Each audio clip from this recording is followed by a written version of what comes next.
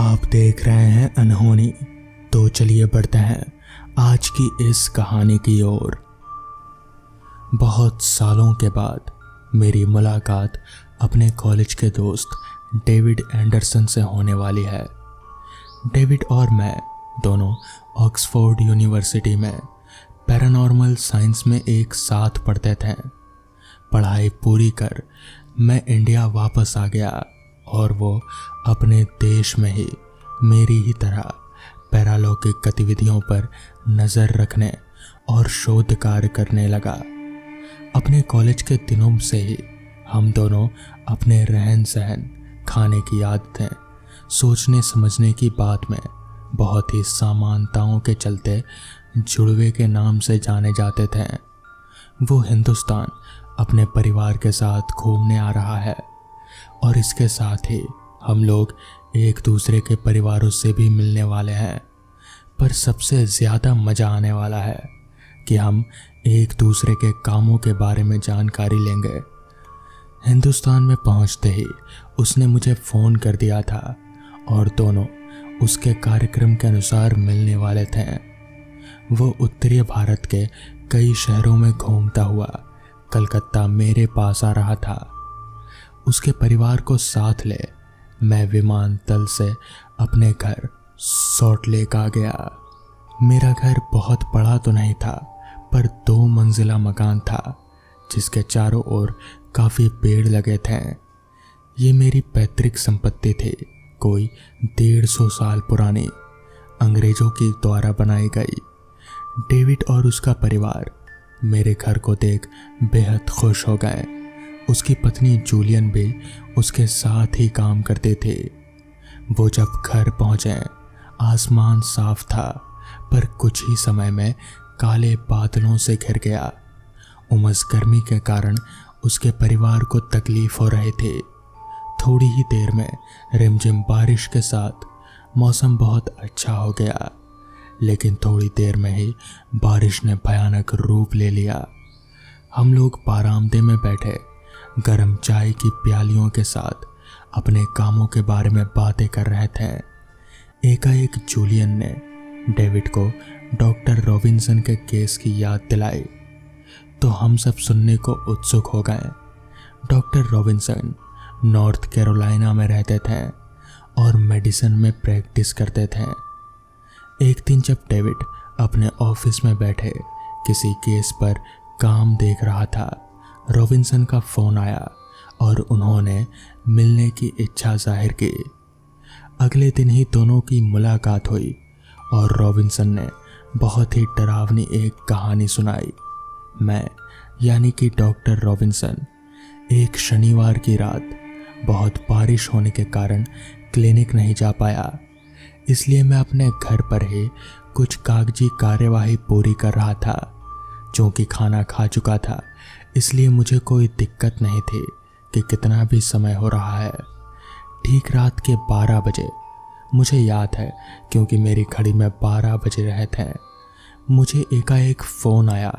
Phone पर किसी ने बताया कि उसकी तबीयत बेहद ख़राब है और वो मर जाएगा अगर उसे डॉक्टरी मदद नहीं मिली। इसलिए मुझे उसके घर बुलाया था। हालांकि मैं रात को कॉल लेता नहीं हूँ, पर उसके कॉल को ना जाने क्यों मैं मना नहीं कर पाया। मौसम बेहद ख़राब था, बिजली कड़क रही थी, मूसलाधार बारिश शुरू हो गई थी। फिर भी मैं उनके घर जाने के लिए निकला। पता पास का ही था, कोई 2 किलोमीटर दूर था मेरे घर से। पहुंचा तो देखा घर में कोई बिजली नहीं जल रही थी। गेट से अंदर जाने लगा तो कुछ परेशानी है ये सोचकर इतनी रात को डॉक्टर को बुलाकर घर में एक लाइट भी नहीं जलाई है, क्या हुआ होगा। दरवाज़ा खटखटाया तो देखा वो खुला हुआ था। अंदर जाने पर आवाज़ दी तो किसी ने जवाब दिया। सीढ़ी से ऊपर आ, दाहिने तरफ पहला कमरा। आवाज़ आई पर कोई दिखा नहीं। मोबाइल के टॉर्च को जलाकर मैं ऊपर के लिए चला तो महसूस किया कि सीढ़ियों में काफ़ी धूल जमा थी। कमरे के सामने पहुंचा तो देखा वो बाहर से बंद था। खोलकर घुसा तो सामने एक दीवान पर एक इंसान लेटा था। उस पर लाइट पड़ते ही मेरे पैरों तले की जमीन खिसक गई।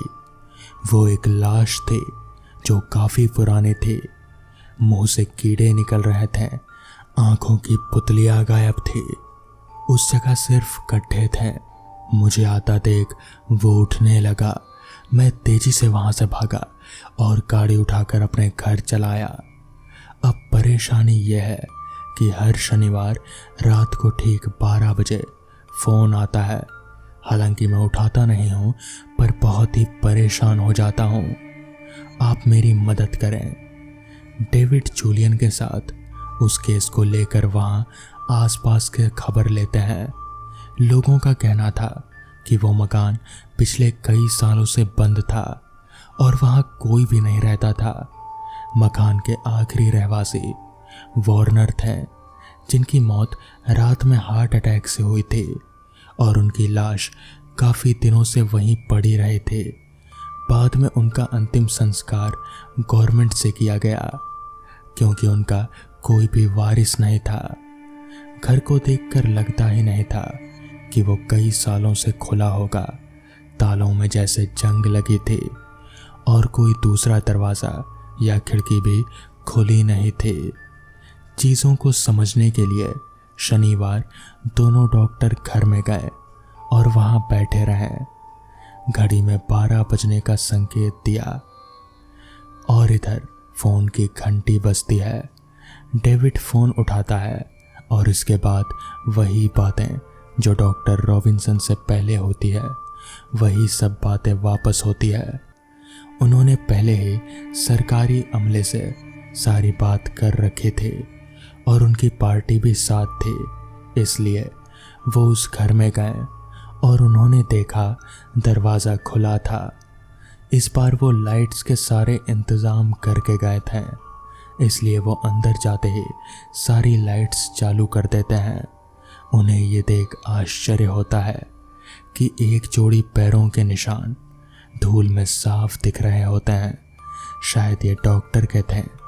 कमरे में पहुंचे तो देखा वहां कोई नहीं था, पर भयानक बदबू थी।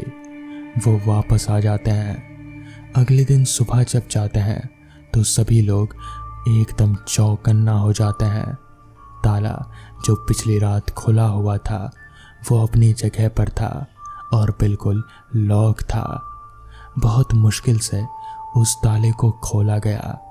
अंदर धूल पर बहुत से पैरों के निशान थे जो बताते थे कि पिछली रात में सब लोग आए थे। कमरे में घुसने पर साफ देखा, वो साफ और बिल्कुल खाली था। मालूम करके वार्नर की कब्र को फिर से खोदा गया। वहां लाश को बहुत खराब हालत में देख उन्हें दफन करने वाले कर्मचारियों पर कड़ी कार्यवाही की गई और लाश को पनाह साफ तरीके से दफन किया गया। इसके बाद डॉक्टर रॉबिन्सन को कभी भी घर पर फोन नहीं आया। इस तरह डेविड ने एक केस को सुलझाया था। तो दोस्तों, ये थी आज की पहली कहानी।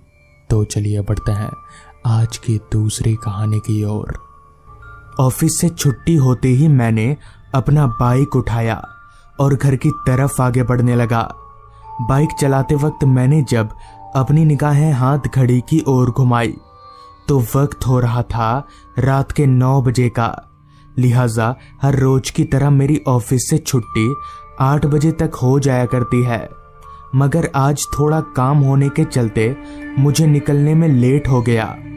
ऑफिस से मेरा घर लगभग 5 किलोमीटर की दूरी पर था, तो मुझे आने जाने में तकरीबन आधे घंटे का समय लगता था। खैर, करीबन आधा घंटा बाइक चलाने के बाद मैं अपने घर पहुंचा। तो घर पहुंचकर मैंने देखा कि सभी लोग काफी मायूस हैं। सभी लोगों को अचानक इतना मायूस देखकर मैंने अपनी माँ से इस मायूसी का कारण पूछा, तो माँ ने कहा, वो तुम्हारे चाचा जी की तबीयत काफी खराब है, अभी अभी वहां से कॉल आया था। ये सुनकर मैं भी काफी दुखी हो गया और सभी से बोला, आप लोग चिंता मत करिए, मैं कल चाचा जी के पास जाता हूँ। दरअसल मेरे चाचा जी हमारे यहाँ से काफी दूर एक शहर में काम किया करते हैं, जिस कारण बस वो ही भाड़े के घर में रहा करते थे। खैर, जिसके बाद मैंने कल निकलने की तैयारी शुरू कर दी। सारी तैयारी हो जाने के बाद सोने के लिए मैं अपने कमरे में चला गया, क्योंकि मेरी ट्रेन कल सुबह 10 बजे की थी, तो मुझे जल्दी उठकर ही घर से निकलना होगा। बिस्तर पर लेटने के कुछ देर बाद ही नींद ने मुझे कब अपने आगोश में ले लिया, पता ही नहीं चला। फिर मेरी आंख सुबह के 7 बजे खुली।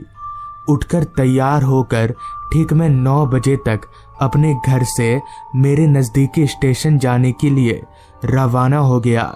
नजदीकी स्टेशन मेरे घर से आधे घंटे की दूरी पर था, तो मैं आधा घंटा पैदल चलने के बाद स्टेशन पहुंचा।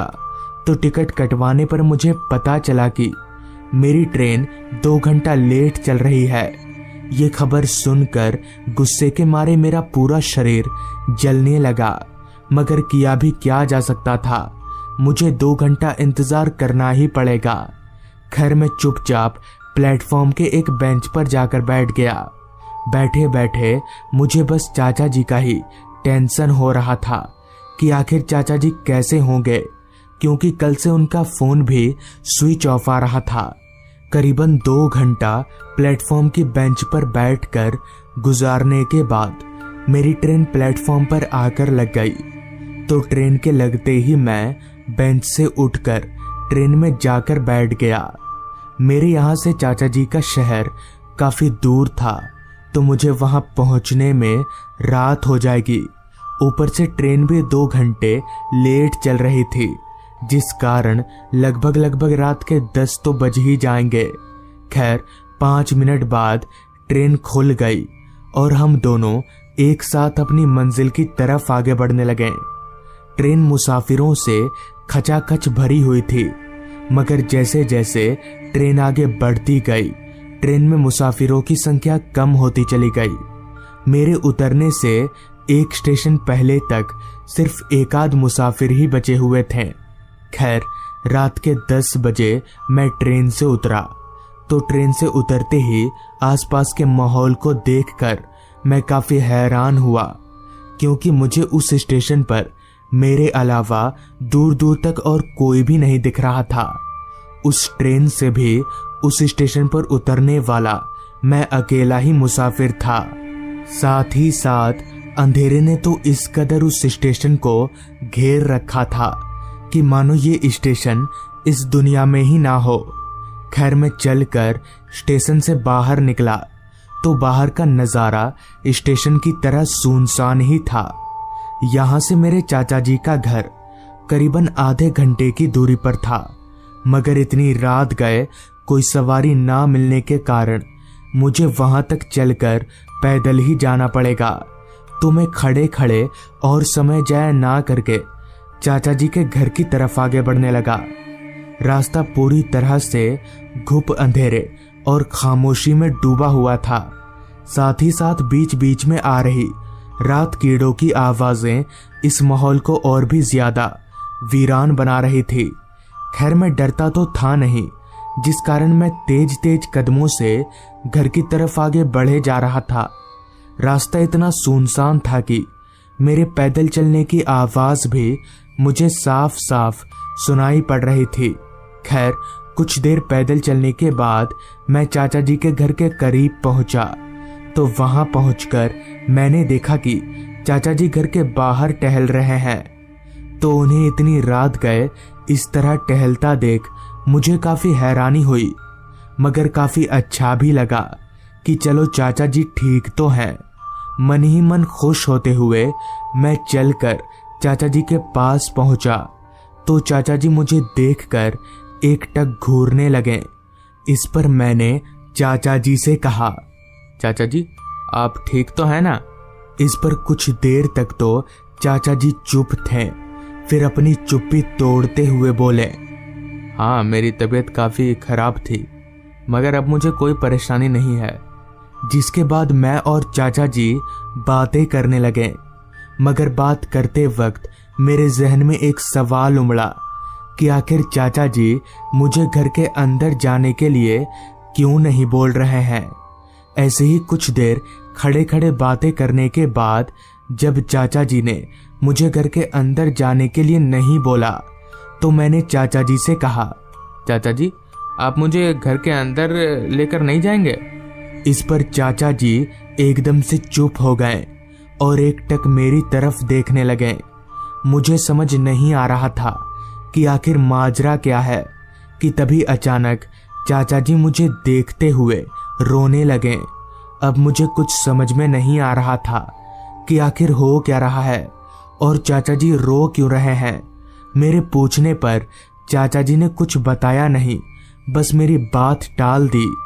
इससे पहले कि मैं कुछ कर पाऊं कि तभी चाचा जी ने कहा, उत्तम तुम घर के अंदर जाओ, मैं अभी आता हूं। इतना कहकर चाचा जी दूसरी तरफ जाने लगे। मैं भी कुछ ना सोचकर घर के अंदर जाने लगा, मगर मुझे कहां पता था कि आगे मेरे साथ क्या होने वाला है। चाचा जी के वहां से चले जाने के बाद मैं जैसे ही घर के अंदर दाखिल हुआ तो मेरे पैरों तले की जमीन निकल गई और मेरा पूरा सर घूमने लगा, क्योंकि उस समय अंदर नजारा देखकर मेरे क्या किसी के भी होश उड़ जाते, क्योंकि अंदर जमीन पर मेरे चाचा जी पड़े हुए थे। मगर ऐसा कैसे हो सकता है? अभी तो चाचा जी बाहर थे, अभी अंदर कैसे आ सकते हैं? मुझे समझ में नहीं आ रहा था कि मेरे साथ हो क्या रहा है। खैर हिम्मत जुटाकर जमीन पर पड़े हुए चाचा जी के पास गया तो पास पहुंचकर मैंने देखा कि उनके शरीर में कोई भी हलचल नहीं हो रही। अब मैं काफी घबरा गया था, जिसके बाद मैंने उनके हाथ को पकड़ा और उनकी नब्ज चेक करने की कोशिश की। तो मैंने जैसे ही उनकी नब्ज चेक किया तो डर के मारे कांपने लगा, क्योंकि चाचा जी अब इस दुनिया में नहीं थे। और मुझे ये भी समझ आ गया कि बाहर जो मुझसे मिले थे वो मेरे चाचा जी नहीं बल्कि उनकी आत्मा थी। चाचा जी तो काफी पहले ही मर चुके थे। तो दोस्तों ये थी आज की कहानी। अगर आपको ये कहानी पसंद आई हो तो चैनल को जरूर सब्सक्राइब कर लें। तो मैं आपका दोस्त आर्यन जल्द ही मिलूंगा आपसे ऐसी ही एक कहानी के साथ।